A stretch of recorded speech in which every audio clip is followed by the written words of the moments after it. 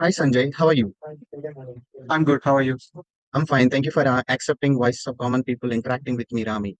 Today we have a very young and dynamic researcher is none other than Sanjay Giridharan. He is working as a young researcher in Arizona State University in USA. And his focus is multidimensional research. And even though he always focusing on what are the current problems world is facing right now related to find out the best solution for that.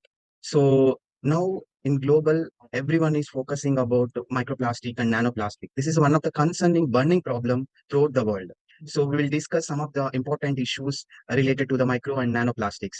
Sanjay, in your point of version, what is meant by microplastic and nanoplastic? So, microplastics or nanoplastics are something, I mean, in my point of view, is they are like very minute particles that can that can trace its way to like any organisms. It can be through ingestion, like due to breathing. It is present everywhere since we all know that the plastics are not degradable and it takes like lots of years to degrade and it causes like severe problems. Initially, it was just a problem with the soil or just the water. And we studied about biomagnification where like I mean just about the toxic chemicals, but now it has came to the microplastics or the nanoplastics. These are like very tiny particles that can enter into your stream through air or food or water. So and the biomagnification works here as well because the I mean in per week we are ingesting like a credit card worth of microplastics. So even though they are like small, they accumulate on a day by day basis and it can cause like a lot of problems. It can be either it can lead to like poisoning because even if a soil can't able to degrade a plastic, what happens when it get into a human body? We can't able to degrade it. Our system, digestive system, can't able to withstand it, so it can cause like many diseases, not just humans but also animals, the fish, everything would be like affected due to it. That's the That major means concern that that whole ecosystem will be affected by this microplastic and nanoplastic. Am I right? yeah, that's right, absolutely. I think, do you have any questions? I'll happy to answer it because I'm also working on related to microplastics only. Awesome. So can you say about like what are the pathways that microplastics can enter into living organisms and how it can what are the possibilities of affecting it, like living Yes, organisms? you know that many researchers are working vigorously, but we don't have conclusive data how many microplastic and nanoplastic entering into our body causes different diseases or disorders. But some of the researchers, they clearly point out they are entering into our blood and even placenta, newborn babies. That's a very concerning thing, and that can be Yeah. reached to the blood-brain barriers. And I heard that 1 tablespoon of microplastic is accumulated in our brains. Can you imagine that?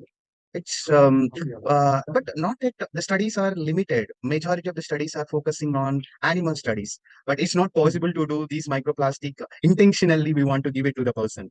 There Yeah. are some ethical considerations are there. So still we are lacking of data. But even though you know very well as a researcher, if any foreign particle entering into a body, definitely it causes some inflammation and it causes some problem towards health. And Mhm. even I heard that recent studies clearly stated that it can be there in bones, blood, saliva, tissues, cells, even placenta, and everywhere. So, like I would say that microplastics are ubiquitous throughout our environment as well as throughout our body. Even I heard that Mhm. one recent study clearly stated that that can be there in seminal fluid and testicles also. So why? I don't know where we are. What kind of research is going on throughout the world? Even we don't know that. So I have one more concern in related to the microplastic. I know that you are an innovator.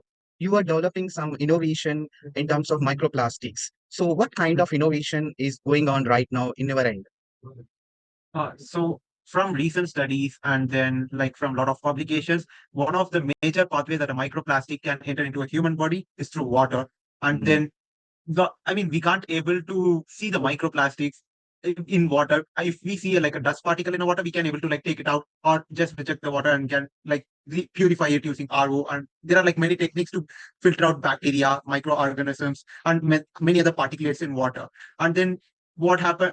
And there is no current device or a technology to man to purify microplastics or nanoplastics from water. So I'm working on a device that can able to purify the microplastics, filter out the microplastics and nanoplastics from water. And it is like a standalone device. It doesn't need like any support. So it is like a microfluidic chip, which is like a millimeter scale sized chip with which does not use any membrane to filter, but uses the physical forces to filter out the microplastics from the drinking water, so that humans can be free from drinking water, hopefully, from microplastics in the drinking water. Either it can be bottled or from tap water in the future.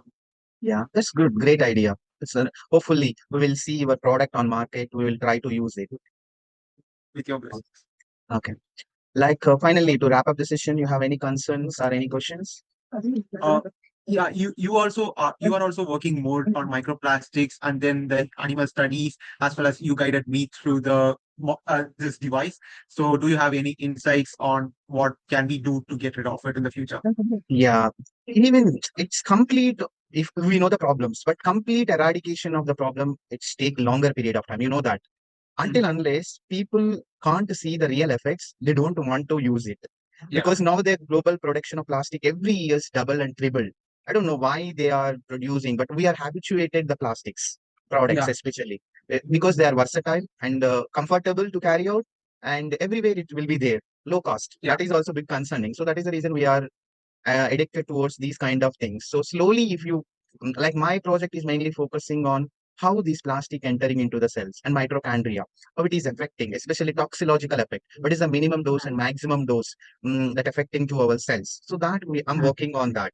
So even it is very hard to work, but we try to be give the realistic samples. We need to be analyzed. Majority of the people yeah, are working on synthetic samples. That doesn't make any sense for my point of version. So we try yeah. to be work on real samples. Okay, hopefully we'll see good results. So thank you for giving your time, so voice of common people, and giving insights related to the current challenges and problems to us.